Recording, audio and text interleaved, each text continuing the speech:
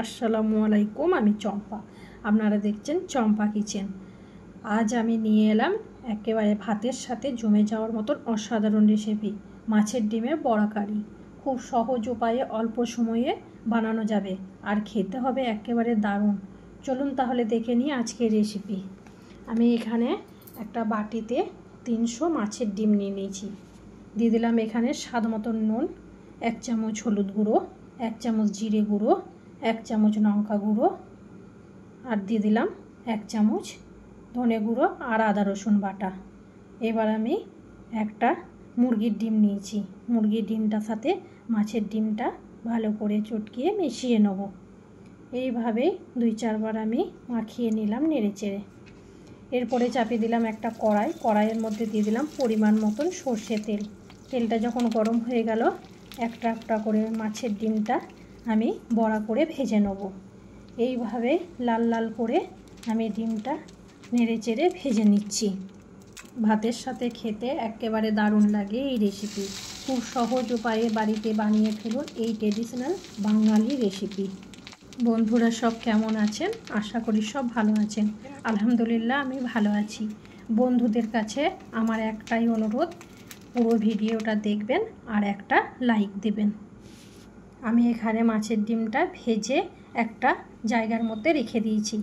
এবার আমি চাপিয়ে দিলাম কড়াইয়ের মধ্যে দিয়ে দিলাম পরিমাণ মতন সর্ষে তেল। তেলটা যখন গরম হয়ে গেল, ফোড়নে দিয়ে দিলাম একটা তেজপাতা, শুকনো লঙ্কা আর সাদা জিরে দিয়ে তেলের মধ্যে ভালো করে ভেজে নিলাম।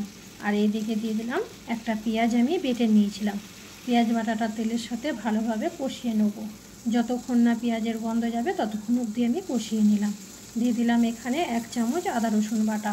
আদা রসুন বাটাটাও পেঁয়াজের সাথে ভালোভাবে কষিয়ে নেব। আদা রসুন বাটা যতক্ষণ না গন্ধ যাবে ততক্ষণ অবধি আমি কষালাম।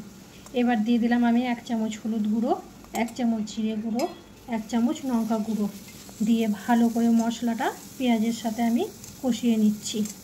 মশলার গন্ধ না যাওয়া পর্যন্ত ততক্ষণ অবধি আমি কষালাম।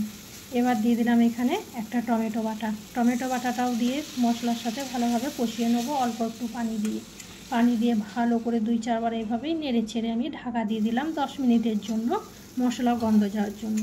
10 মিনিট পর যখন আমি ফিরে এলাম, দেখলাম আমার মশলার গন্ধ চলে গেছে আর মশলা থেকে তেলও ছেড়ে দিয়েছে। আবারও দিয়ে দিলাম 1 কাপ পানিটা দিয়ে ভালোভাবে 2-4 বার নেড়ে চেড়ে ওপর থেকে দিয়ে দিলাম ওই ভেজে রাখা বড়াগুলো দিয়েও আমি আবার 2-4 বার নেড়ে নিলাম।